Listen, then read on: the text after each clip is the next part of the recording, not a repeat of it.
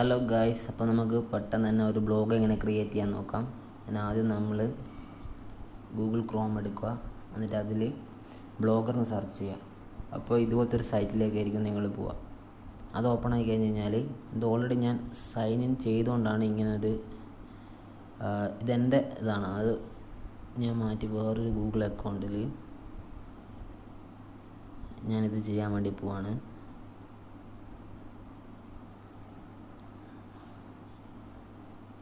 ഇങ്ങനെയായിരിക്കും ഇത് open ആയാലുണ്ടാവുക.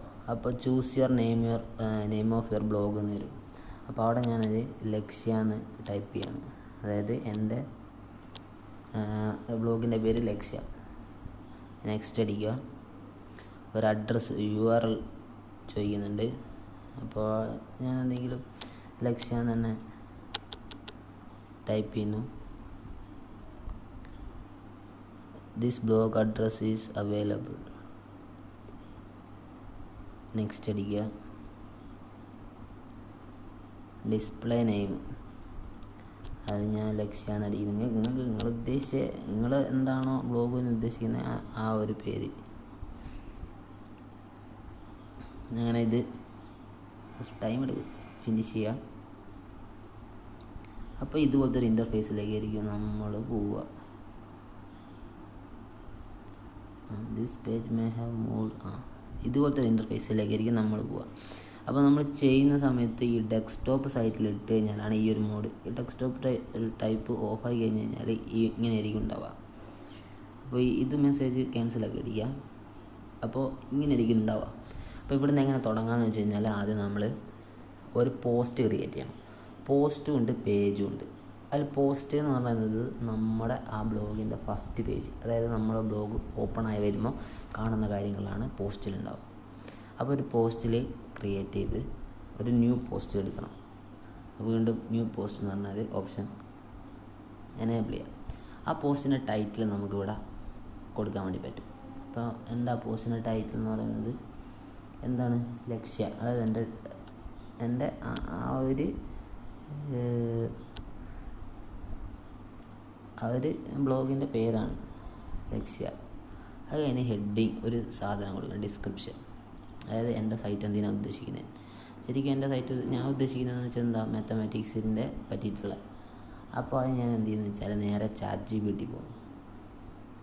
ChatGPT പോയി കഴിഞ്ഞിട്ട് ChatGPTനോട് ഞാൻ നേരത്തെ ചോദിച്ചിരിക്കുകയാണ് മാത്ത് ബ്ലോഗ് ഡിസ്ക്രിപ്ഷൻ അടിച്ചു കഴിഞ്ഞാൽ കുറേ സാധനം വരും. അതിലൊന്ന് ഞാൻ സെലക്ട് ചെയ്ത് വെച്ചിരിക്കും. നേരത്തെ കോപ്പി ചെയ്യുക, എന്നിട്ട് എന്ത് ചെയ്യുക, അവിടെ കൊണ്ടുപോയി പേസ്റ്റ് ചെയ്യുക.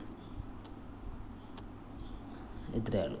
അപ്പോൾ അത് അവിടെ വന്ന് ഇനി എന്താ ചെയ്യേണ്ടതെന്ന് വെച്ച് കഴിഞ്ഞാൽ ഇതായിരിക്കും നമ്മുടെ ഫസ്റ്റ് പേജ് ക്രിയേറ്റ് ചെയ്യാൻ വേണ്ടി പോവാം. അപ്പോൾ എൻ്റെ ഒരു ഡിസ്ക്രിപ്ഷനായി. ഇനി അതിൻ്റെ അടിയിൽ എന്ത് വരണം? ഓരോ പേജിൻ്റെ ലിങ്ക് വരണം. പക്ഷേ ആ പേജിൻ്റെ ലിങ്ക് വരണമെങ്കിൽ അതിന് നമ്മൾ ആദ്യം പേജ് ക്രിയേറ്റ് ചെയ്യണം. അത് നമ്മൾ ചെയ്തിട്ടില്ല. അതുകൊണ്ട് ഇവിടം വരെ ചെയ്ത് വെക്കുക. പിന്നെ നിങ്ങൾക്ക് ഇവിടെ എന്ത് ചെയ്യണം? ഫോട്ടോ ആഡ് ചെയ്യണം. നേരിടുക അതായത് ഫസ്റ്റ് പേജിൽ നിങ്ങൾക്ക് ഫോട്ടോ ആഡ് ചെയ്യണം. അപ്പോൾ എന്ത് ചെയ്യാൻ മതി? ഫോട്ടോ ആഡ് ചെയ്യണമെങ്കിൽ ഇവിടെ പക്ഷേങ്കിൽ ഫോട്ടോ ആഡ് ചെയ്യാനുള്ള ഒരു ഓപ്ഷൻ കാണുന്നില്ല.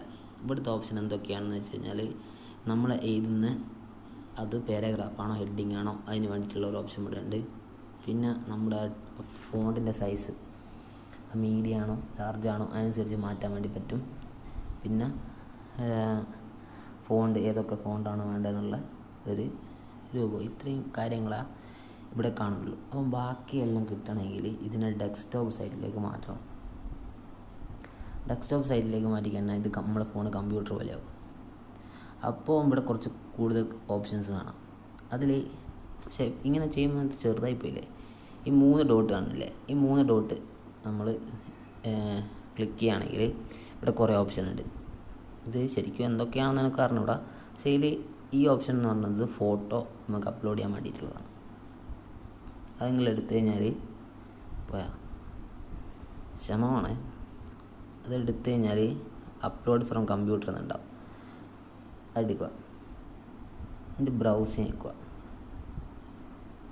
ബ്രൗസ് ചെയ്ത് കഴിഞ്ഞാൽ നമ്മളെ ഗാലറി ഓപ്പൺ ആവും. അപ്പോൾ ഇവിടെ വരേണ്ടത് ഏത് ഫോട്ടോ ആണ് നിങ്ങൾ ഉദ്ദേശിക്കുന്നത് അത് കൊടുക്കുക. ഞാനിപ്പോൾ ഇതാ ഉദ്ദേശിക്കുന്നതെങ്കിൽ ഇത് ഞാൻ ഡൺ കൊടുക്കുന്നു.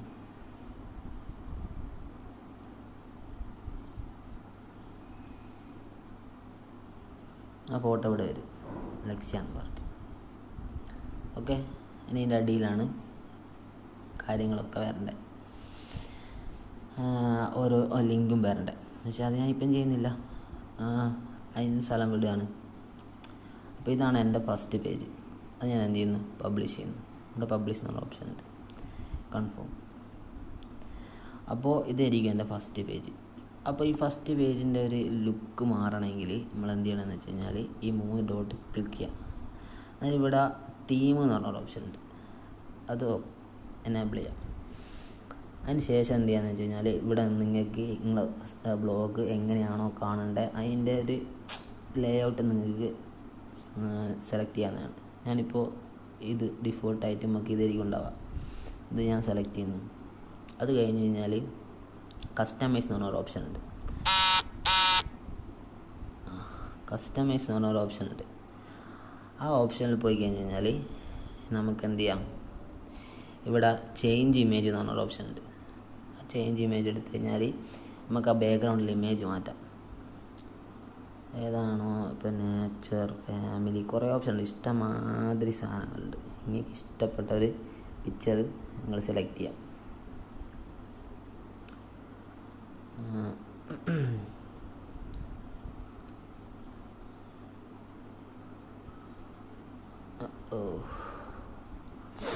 ഞാൻ പറഞ്ഞ ഒരു എന്ത് ശ്രമമാണ് ഇതിങ്ങനെ ആയിരിക്കും ഉണ്ടാവുക.